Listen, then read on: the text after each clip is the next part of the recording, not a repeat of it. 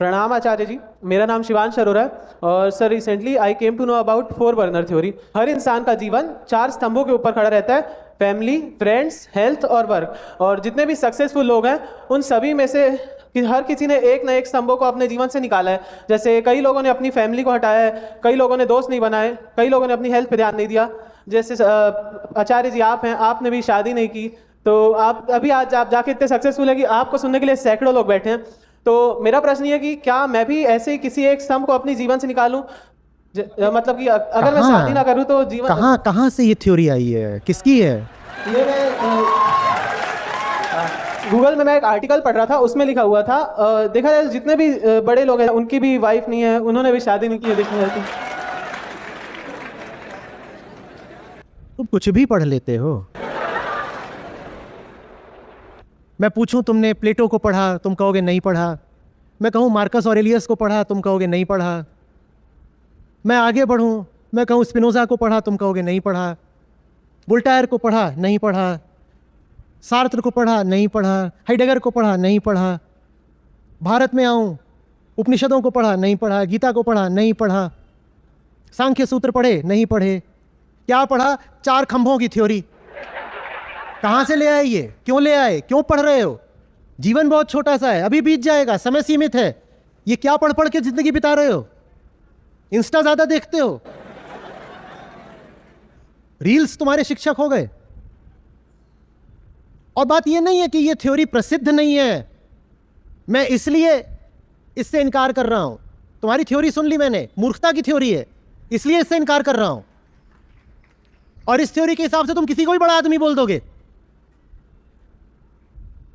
कि जीवन से 4 चीजें निकालनी पड़ती। क्या खंभा? पहला खंभा क्या निकालना पड़ता है? फैमिली, फ्रेंड्स और आप बताओ ना, आप ही तो कुछ बोल रहे थे, क्या था? फैमिली, फ्रेंड्स, हेल्थ या फिर अपना work. Family, friends, health, work. सही जीवन में 4 नहीं निकालने पड़ते, 1 निकालना पड़ता है, उसका नाम होता है अहंकार।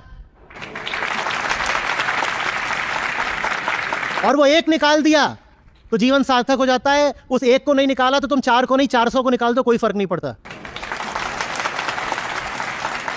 इतनी आसानी से कोई किताब मत उठा लिया करो। 99.9% किताबें पढ़ने लायक नहीं होती, तुम्हारे समय की बर्बादी। बर्बादी ही नहीं है, वो तुम्हारे मन को विषाक्त कर जाएंगी। ठीक वैसे जैसे ये खाने लग जाऊं क्या मैं? ये सब कुछ जो दिख रहा है खाने के लिए, 4 खंबे हैं, खाओ। ये 1 2 3 4। जैसे सब कुछ मुंह के भीतर नहीं डाला जा सकता, वैसे ही सब कुछ मन के भीतर भी नहीं डाला जा सकता भाई। भले ही वो किसी किताब की शक्ल में क्यों ना हो, भले ही वो किताब किसी लाइब्रेरी में क्यों ना रखी हो, या टॉप बुक स्टोर में क्यों ना रखी हो, या जो बेस्ट सेलर शेल्व्स होती हैं उनमें क्यों ना रखी हो। 99% बेस्ट सेलर्स नॉनसेंस होती हैं। पढ़ करके अपना दिमाग खराब मत कर लेना। जीवन से फ्रेंड्स निकालने हैं। गीता में कृष्ण अर्जुन के क्या हैं? बार बार कहते हैं अर्जुन सखा। और तुम्हारी ये थ्योरी कहीं अर्जुन ने पढ़ ली होती तो गीता ही ना मिलती हमें। अर्जुन सबसे पहले बोलते जीवन से फ्रेंड को निकालो। अर्जुन के तो परम सखा कृष्ण ही थे। कृष्ण अर्जुन के गुरु बाद में थे, सखा पहले थे। वो तो निकाल देते, बोलते दोस्त तो होने नहीं चाहिए जीवन में, निकाल दो। बात दोस्तों को जीवन से निकालने की नहीं है, बात जीवन में सही दोस्तों को रखने की है। और गलत दोस्त जो जीवन में लाता है उसको बोलते हैं अहंकार। जब वो नहीं होता तो अपने आप सत्संगति हो जाती है, अपने आप राइट कंपनी हो जाती है, अपने आप फिर तुम्हारे आसपास वही लोग होते हैं जो इस लायक होते हैं, जिनमें वो श्रेष्ठता होती है, योग्यता होती है। दूसरी क्या बोली, किसको निकालना पड़ता है? क्या? फैमिली निकालनी पड़ती है। यहां पे हमारे संत लोग गा गए हम सब बड़ा कौन परिवारी। उन्होंने कहा है कि पूरी दुनिया हमारा परिवार है। गृहस्थ लोग तो छोटा मोटा परिवार चलाते हैं, 5-7 लोगों का, 2 लोगों का चला दिया परिवार। ज्ञानियों ने गाया है हमसे बड़ा कौन परिवारी है। हमारे परिवार में तो सब आते हैं, और तुम कह रहे हो फैमिली निकालनी है। फैमिली नहीं निकालनी है। ये जो फैमिली की व्यर्थ की परिभाषा है वो हटानी है, फैमिली नहीं हटानी है। फैमिली की संकीर्ण संकुचित परिभाषा हटानी है। क्यों तुम कह रहे हो कि जिससे तुम्हारा देह का और खून का रिश्ता है मात्र वही तुम्हारी फैमिली है? क्यों कह रहे हो? अगर देह और खून के रिश्ते की बात करनी है तो गीता का ही जो उदाहरण चल रहा है इसको और आगे बढ़ा लो। रिश्ते में तो श्री कृष्ण अर्जुन के बहुत निकट संबंधी नहीं थे। आ रही बात समझ में? और जो सामने खड़े थे वो अर्जुन के कोई बहुत दूर के संबंधी नहीं थे। कर्ण तो सीधे सीधे अर्जुन के बड़े भाई थे और दुर्योधन भी भाई ही लगते थे रिश्ते में। गीता सिखा रही है फैमिली की यह परिभाषा गलत है। जहां तुम कहते हो किसी से खून का रिश्ता है तो वो भाई हो गया, खून के रिश्ते से भाई नहीं हो जाते, चेतना के रिश्ते से भाई होते हैं। Not brothers in blood but yes brothers in spirit. खून के तो जितने रिश्ते थे उन सबका तो अर्जुन को खून बहाना पड़ा। भीष्म भी खून के रिश्ते के थे और वहां जो 100 खड़े हुए थे आगे भाई वो सब खून के रिश्ते के थे। इनके सबका तो खून बहाना पड़ा। और फैमिली बनकर बहुत सारे जो खड़े हुए हैं सचमुच अर्जुन के साथ, उनका अर्जुन से कोई खून का रिश्ता नहीं था। इतने सैनिकों ने अर्जुन के लिए जान दी है, क्या अर्जुन का उनसे रक्त संबंध था क्या? वो घटोत्कच उसने आकर जान दे दी, उससे दूर का रिश्ता है वो। फिर भीम है, फिर वो दूसरे कुल की और दूसरे रेस की हिडिंबा है, फिर उसका बेटा है, वो आकर के जान दिए दे रहा है अर्जुन के लिए।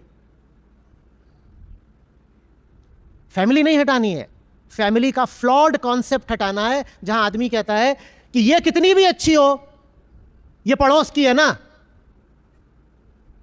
तो नाइंसाफी भले होती हो, मैं इसका साथ नहीं दे सकता। और ये कितना भी बुरा हो, ये भतीजा है मेरा तो मैं इसका साथ दूंगा। ये फ्लॉड कॉन्सेप्ट है, इसको हटाना है।